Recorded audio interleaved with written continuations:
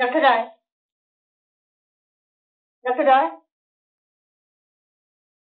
এরা আপনাকে খুঁজছে। আপনি কি ডক্টর প্রশান্ত রায়? আপনাকে আমাদের সঙ্গে লালবাজার ডিডি অফিসে যেতে। নট এক্স্যাক্টলি, তবে আপনি যদি আমাদের সঙ্গে যেতে রাজি না হন তাহলে ডিসি ডিডির সঙ্গে টেলিফোনে কথা বলে আমি সমস্ত পজিশনটা জানিয়ে দিই। না না, আমি যেতে রাজি হব না কেন?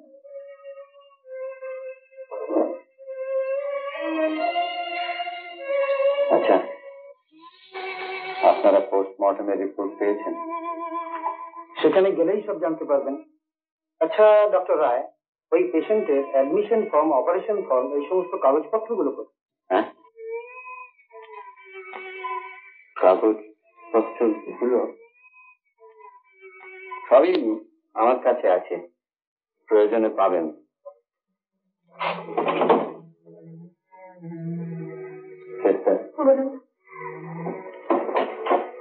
আপনি আমার বাড়িতে একটা খবর দিয়ে দেবেন। দেখবো না, তার কোনো প্রয়োজন হবে না। চলুন।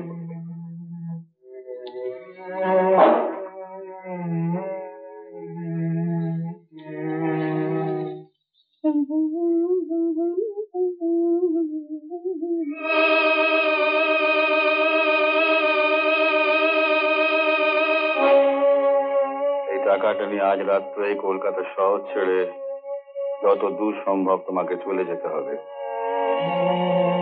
আমাকে? তুমি যাবে না? না, তোমার সঙ্গে আমাদের জীবনে কোনোদিন দেখা হবে না। কিন্তু কিন্তু কিছুক্ষণ আগে তুমি যেসব কথা বললে, সুধীর, সুধীর, আমি যে তোমাকে নিয়ে নতুন করে বাঁচতে চেয়েছিলাম সুধীর। ওসব বাজে কথা রাখো। লিসন, যেতে তোমাকে হবে, হয় এই কলকাতা শহর থেকে, না হয় দুনিয়া থেকে। পুলিশ যদি অ্যাটল তোমাকে খুঁজে পায় তাহলে তোমার ডেড বডিটাই খুঁজে পাবে, এই কথা মনে রেখে দিও।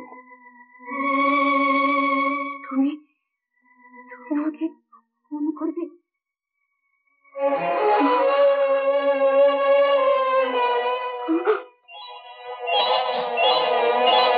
এমটি সিরিঞ্জের এই নেটলটা টেনে পুশ করলে এর এয়ার বাবল হাতে গিয়ে হার্ট চোখ করে দেবে। তাতে প্রমাণ হবে it is a simple case of heart failure. Yes, Come.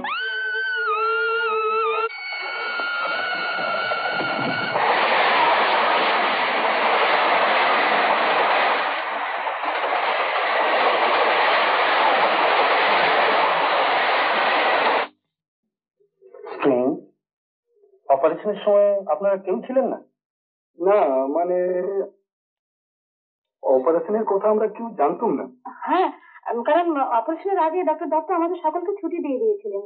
Right, that's right. Passion যা বলেছেন officer, that is absolutely correct. কারণ আমি কোনো উইটনেস রাখতে চাইনি। Here is the money, আমি যেটা ডেড পেশেন্টের গার্জেনের কাছ থেকে নিয়েছিলাম, and here are the relevant papers. এর মধ্যে আপনি সব পাবেন, consent form, admission form, and other papers too.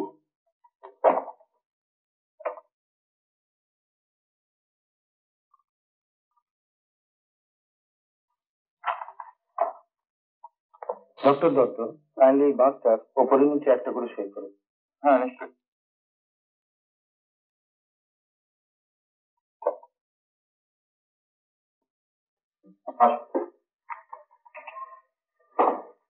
এইটাই আপনার ফাইনাল স্টেটমেন্ট তো? Absolutely final. তাহলে স্টেটমেন্টে আপনি সই করে দিন।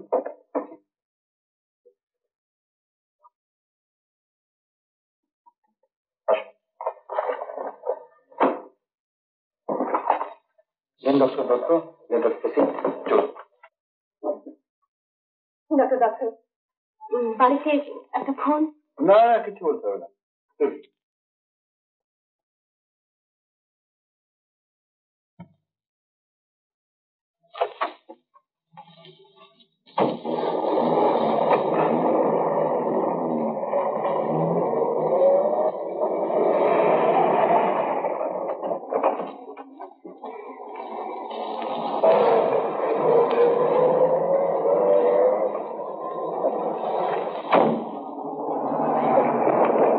ডক্টর দত্ত আমাকে ওটি নার্স আর ডক্টর গুহকে শাসিয়ে বললেন পুলিশ শুধু জিজ্ঞেস করলে বলতে হবে অপারেশনের আগে আমাদের উনি ছুটি দিয়ে দিয়েছিলেন। এছাড়া একটা বেফাস কথা বললে আমাদের শুধু কেসের সঙ্গে জড়িয়ে দেবেন, কিন্তু রেহাই পাবো না। পুলিশ অবশ্য বিশ্বাস করতে চায়নি, অনেক ক্রস করেছিল। আচ্ছা, ওই অপারেশনের সব কাগজপত্র কি হলো? ডক্টর রয়ের সই করা ওই সমস্ত কাগজপত্র সব নষ্ট করে ডক্টর দত্ত নিজের সই করা কাগজপত্র পুলিশের হাতে তুলে দিলেন। তার মানে ওকে বাচ্চাকে সুধীর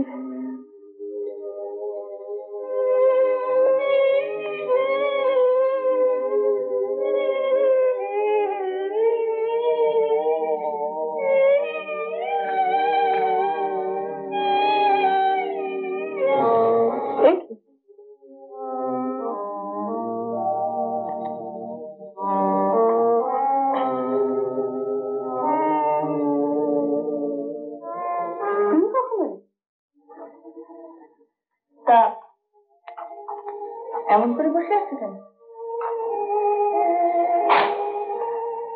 ছাড়া পেয়েছো, আনন্দ হচ্ছে না? আনন্দ? হ্যাঁ হ্যাঁ আনন্দ। কাল কাগজে বড় বড় অক্ষরে বেরোবে বন্ধুর জন্য তোমার আত্মত্যাগের খবর।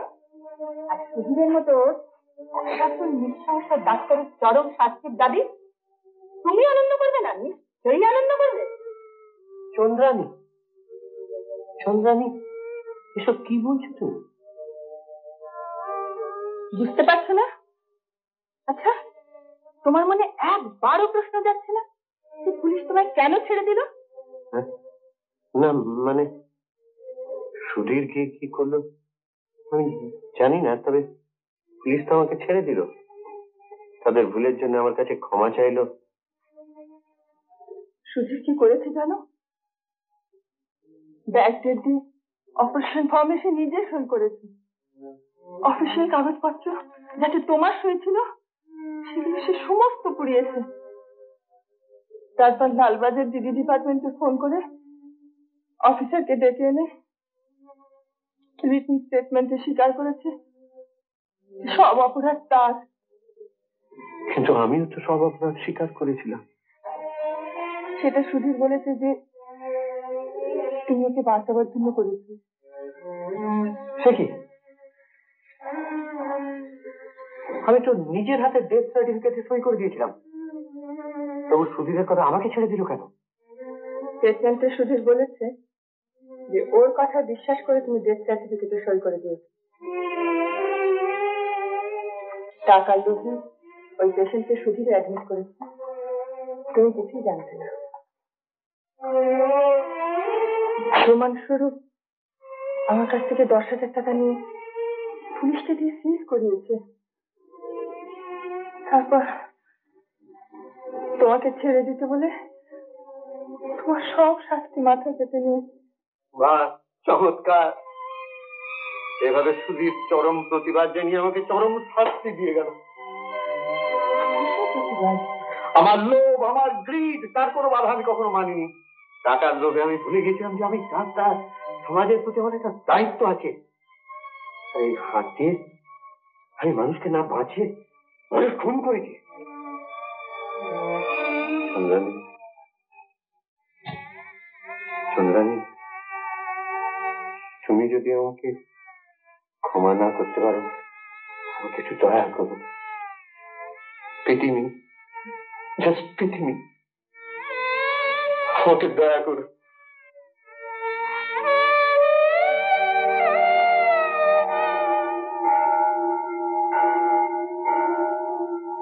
আমি জুরি মহোদয়গণের সহিত একমত হইয়া ভারতীয় দণ্ডবিধির 314 ধারা অনুযায়ী ডক্টর সুধীর দত্তকে 7 বৎসর সশ্রম কারাদণ্ডে দণ্ডিত করিলাম।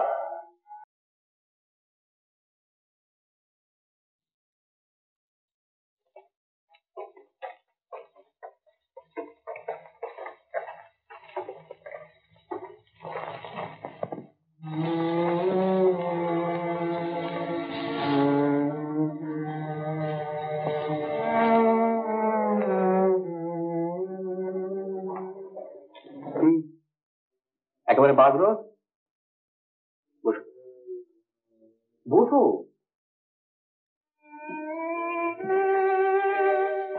বলো।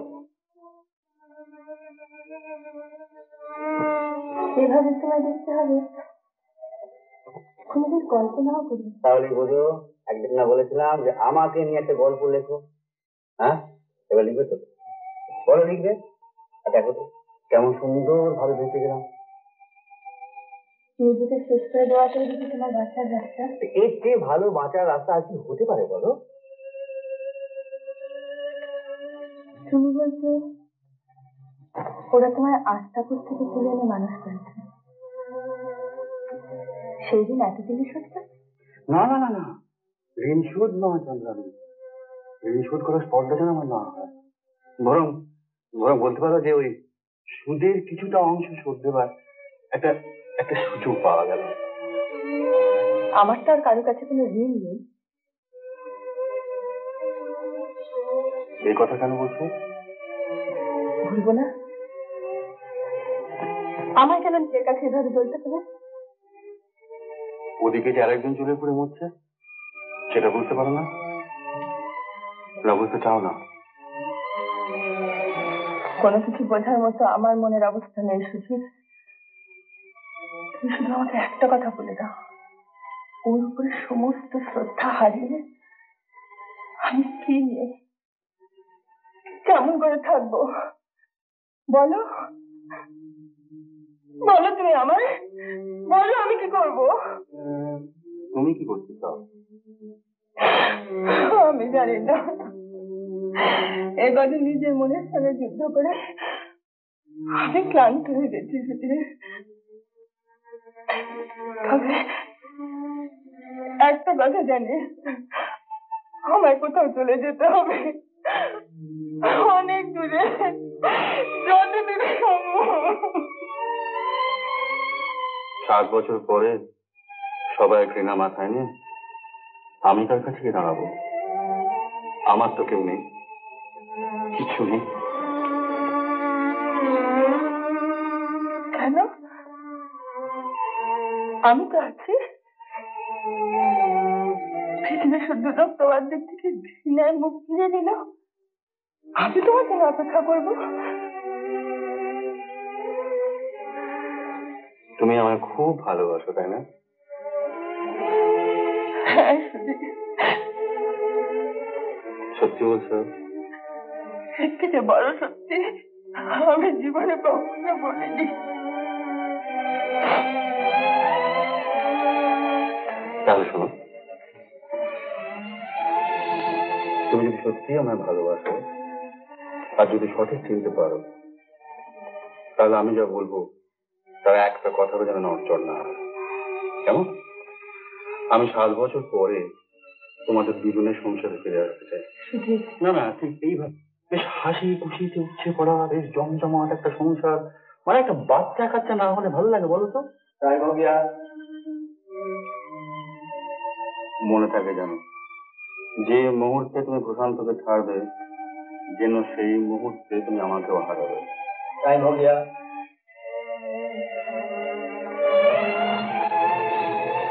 চলি, যা বললাম সব মনে থাকে? চেষ্টা করবো। চলি।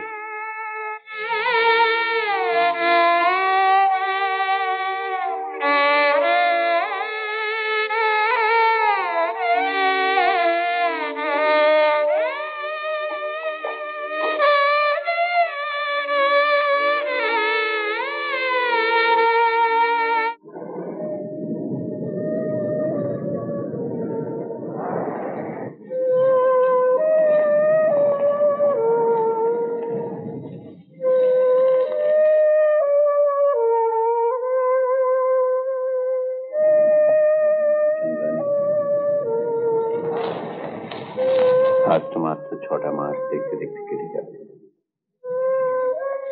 সে তো আবার আমাদের মাঝখানে ফিরে আসছে। জোরে তুমি দৌড়ে চলে এসো, দৌড়ে দৌড়ে দৌড়ে দৌড়ে এসো, একটা এক লাফে তুলে উঠে যাও। লক্ষ্মী গেলে, আমার লক্ষ্মী গেলে। আমি 7 বছর পরে তোমাদের দুজনের সংসারে ফিরে আসতে চাই। না না, ঠিক এইভাবে না, বেশ হাসি খুশিতে ইচ্ছে করা, বেশ জমজমাট একটা সংসার, মানে একটা বাচ্চা কাচ্চা না হলে ভালো লাগে বলো তো? বাপি, তোমার কাছে তোমার মা কিচ্ছু চায় না বাবা। তুমি শুধু সুধীরের মতো হয়ে, তুমি সুধীর হয়ে ওঠো না।